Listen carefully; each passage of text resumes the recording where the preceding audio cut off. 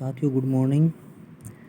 साथियों research aptitude की series चल रही है। 187 तक क्वेश्चन हम कर चुके हैं लास्ट वीडियो में।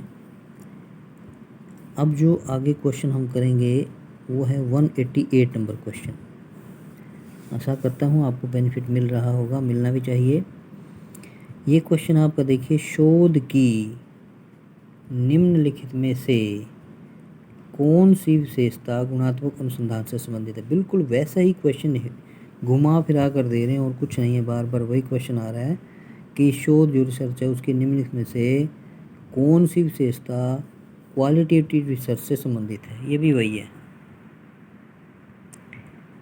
पहला है पद्धतों के प्रत्यक्ष स्रोत के रूप में नैसर्गिक परिस्थितियाँ, एक तो ये है। दूसरा है नियंत्रित परिस्थितियों में प्रदत्त संकलन। तीसरा है मात्र परिणाम के बजाय प्रक्रिया को भी ध्यान में रखना। फोर्थ है हमारा संबंधों को स्थापित करने और परिवर्तनों के कारण की व्याख्या करना।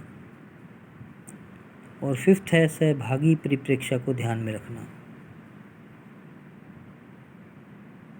ये है क्वेश्चन आपका 188।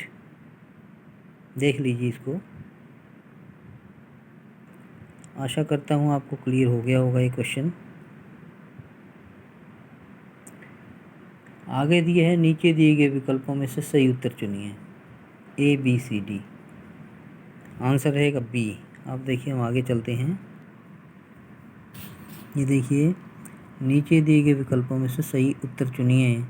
तो ए बी सी डी दिया है तो आंसर रहेगा बी। बी में देखिए केवल 1, 3 और 5 क्या दिया है, केवल 1, 3 और 5 दिया है। तो 1, 3 और 5 में पढ़िए, एक्सप्लेनेशन देखते हैं। जून 2020 में आया क्वेश्चन 2 में गुणात्मक शोध में चरों का उनके गुणों के आधार पर विश्लेषण होता है। यह आगमन विधि का रूप माना जाता है। इसके गुण निम्न हैं। पहला, पद्धतों के प्रत्यक्ष स्रोत के रूप में नैसर्गिक परिस्थितियाँ, मात्र परिणाम के बजाय प्रक्रिया को भी ध्यान में रखना और सहभागी परिप्रेक्ष्य को ध्यान में रखना।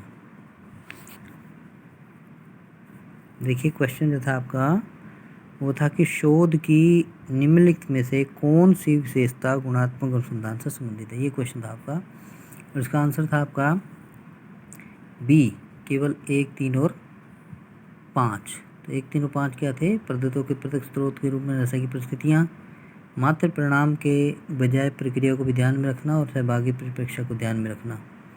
आशा करता हूँ ये क्वेश्चन भी आपको क्लियर हो गया होगा। इस वीडियो में इतना ही। आगे बढ़ते हैं अगली वीडियो में। थैंक यू ऑल, बने रहिए।